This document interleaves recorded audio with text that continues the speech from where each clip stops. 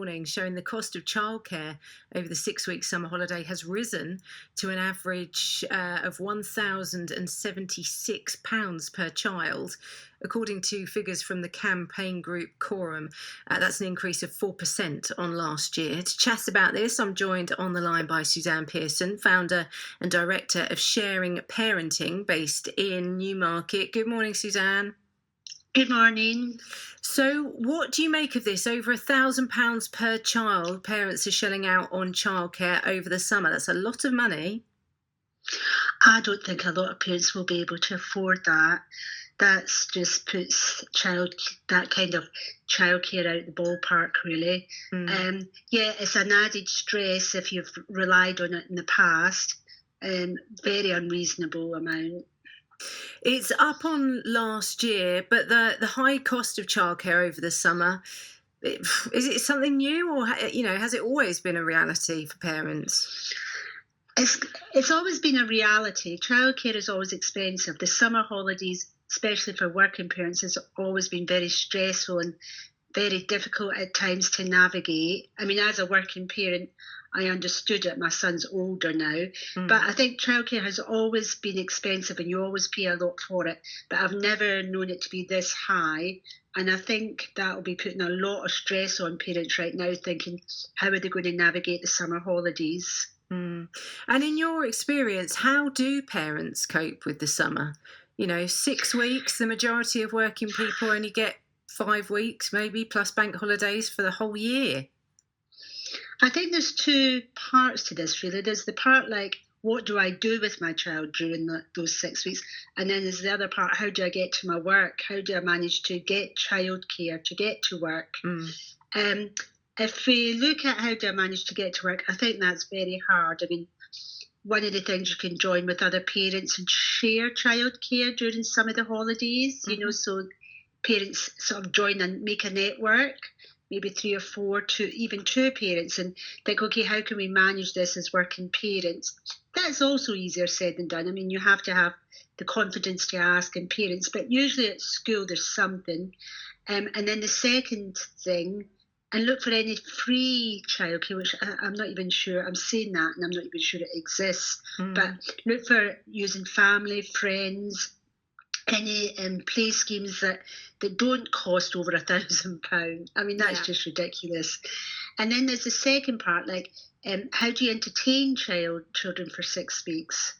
Which it can be very stressful. I mean, just talking about that for a minute, I mean, there's things like, talk to your child and set expectations and plan the summer holidays or the days you're going to be with your child, plan it with your child. And when you're planning it, you know your child better than anyone else. So you know if they're going to need a lot of outdoor movement, running about, or if the kind of children that like to be indoors. You know if they'll take part in small projects you can give them, like go and find certain flowers in the garden or research certain activities. So you know if they're project-based children. And also you know if children need other friends or they're quite happy doing things on their own. So know your child when you're planning the summer. Take that into consideration and put down a small calendar of events. But it's okay to have down days. It's okay to have quiet days. And actually it's beneficial for your child to have days that they're bored. Because there's a lot that says when children are bored, when they're sitting there bored and they're trying to think what to do, that's when they start to, think of their own ideas, start to be creative. So don't feel you have to entertain your child every day during the summer holidays. Just set a calendar.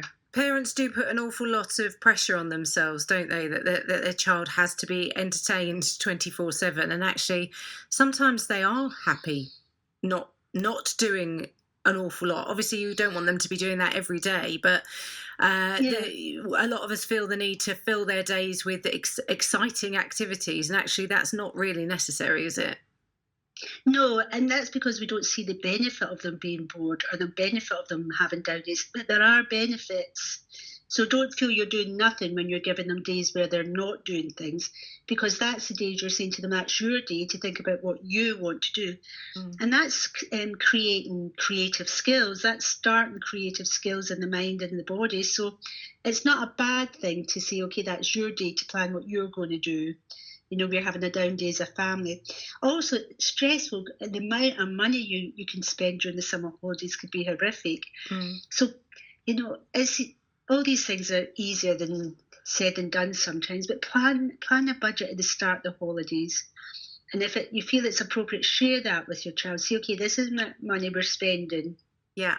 So what are we going to spend it on? And what can we do for free? I know in Newmarket, Memorial Gardens have family days, the library have things. Some schemes offer free meals for kids, Yeah. Plan your budget with your child. So it takes time to do that. But if you can think that's time well spent, okay, so the summer, the holidays, this is how much we've got to spend. This is the days, what we're going to do. And while you're doing that, it's not only helping you, but what's it doing for your child? It's helping them learn how to plan. It's helping them learning about budget and money. So it's a win-win if you can do that. I mean, you said about the stress on parents, a huge amount of stress summer holidays can be. So, I mean, one of the big messages is take care of yourself as a parent and build in me time, build in downtime for you, because it doesn't help anyone if you become totally exasperated and stressed. So take care of yourself. That's just as important as anything else, really, is looking after your own needs as a mum or a dad and taking care of what you need. How do you think employers can help parents when it comes to navigating the summer? Well, I think one of the things, which I know some companies already do, is flexi working. So if you are sharing childcare, or your family can only watch the children in the afternoon and that's the only time you can go to work. So some kind of flexi working would be ideal. Working from home, because I know there's a lot of people who already work from home, but parents are very conscientious when they've got kids at home and they're working from home to make sure they are working, so that they're trusted. So working from home, flexi working. I mean, and if a parent can afford it and the work will do part-time working for a few weeks, then, that gives you some breathing space because you're only doing part-time working. Yeah. So I think there's small things, well, probably quite big things that companies can do that can actually help parents. And also as a parent, when you're looking to share childcare, or you're looking for things, use your social media networks, network with other parents, share the load. If you're going to play football in the park, put it on social media. Going to play football, if anyone's around, meet you in the park at 10 or whatever. Or and get to talk to parents about childcare. But I think companies, going back to that, companies can be helpful. It's 6 weeks and it soon goes, but it can soon burn you out as a parent. Absolutely. Suzanne, some nice tips there. How can people find out more about you and sharing parenting as an organisation? Well, we've got a website, sharingparenting.com, but on our Facebook, I think it was last week, we put a whole list of activities to do during the summer holidays. Most of them are free. Brilliant. So there's a summer planner on the Facebook. It's also easy when you've got your kids for that long to sort of dry up the conversation. So we've also got things on the website around conversation starters and a calendar of events for the family. So there's a lot of resources that are free that might be helpful for some parents, Fantastic. either on the Facebook or the website. Brilliant. Suzanne, thank you so much.